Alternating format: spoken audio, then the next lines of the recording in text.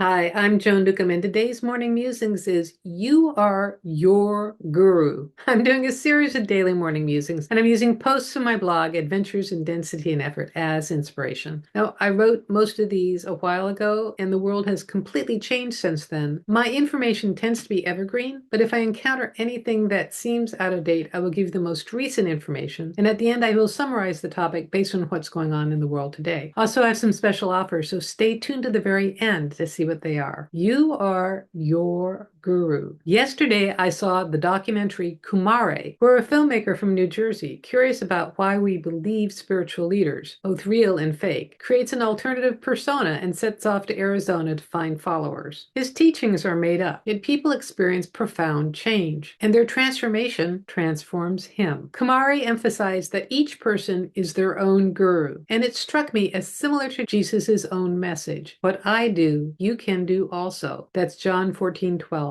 It's also in line with the evolution of consciousness that we are all experiencing. We all have the opportunity to embody more of our essence. Our physical vibration is raising and allowing our spiritual vibration to more fully integrate. We will ultimately experience this as greater awareness and greater knowing, but at first it may just feel like the shit hit the fan, which reminds me of the Gloria Steinem quote, "The truth will set you free, but first it will piss you off." There are many projections of God in the world, but ultimately God is consciousness. When we acknowledge consciousness within, we are recognizing our own God essence. It's not just an inner modem where we can access and obtain answers from the cosmic internet, nor is it a portal to greater awareness. Both images still place consciousness as something removed or outside ourselves. We are consciousness, and it is our energy that we are embodying. It's being filtered through our personality and our projections, but God is us. When we bring more of us into our form, it's harder for us to follow the old ways, the God outside beliefs. It's harder for us to give up authority to others' knowledge. It doesn't ring true to us. It doesn't feel comfortable. It doesn't fit. Our childhood programming comes to the surface. We feel sinful or rebellious or resistant. We try really hard to be good, or we try really hard to be bad. It's like going through puberty all over again. However, this new level of consciousness brings a new level of responsibility. We are called to respond differently, not to take responsibility for others or control what's not ours. We are called to respond to each moment. Being your own guru means finding your answers within. You may hear consciousness speak through others, but verify it in your gut. You are your own inner being. Kumari does a clever thing with his followers. He has a one-on-one session with each one where they play Kumari and he plays them. And then he has them tell him what they should do. It's not really surprising how well that works. Your assignment this week is to ask yourself, if you were your guru, what would you tell yourself? If you were God, what would you say to you? Do this for the next 7 days and follow through on your advice and see what happens. And if you've had an experience like this, leave me a comment below because I love to read your comments. And I was thinking about here in the United States, we've been experiencing a gradual but profound takeover by Christian nationalism, which is really very un-American. We were founded by immigrants, a lot of whom were escaping religious persecution. And now there's this faction trying to take over things and impose their values on us. And really, the founding fathers weren't Christian per se. Many of the founding fathers practiced a form of religion called deism, which is a belief in a supreme being who created the universe, but does not actively intervene in human affairs. Thomas Jefferson, George Washington, and Benjamin Franklin all adhered to this belief. So I see what's going on in the world today is a reflection of this evolution of consciousness that is shining light on everything that is dark, stuck, and not moving, anything that is specifically restrictive. And that light, that greater awareness of consciousness, is in the process of dissolving it. And for those folks who identify that as reality, they're watching their reality dissolve. And it's very uncomfortable. So I invite you to identify as consciousness, and as you do that and line up your awareness and your actions with that, you will find your reality unfolding in your favor, and things will be a lot less effortful as well. And if you like these videos, please share them with your family and friends and on your social media. And please click the like button and subscribe or follow, and that way you're telling the algorithm to get this out to more people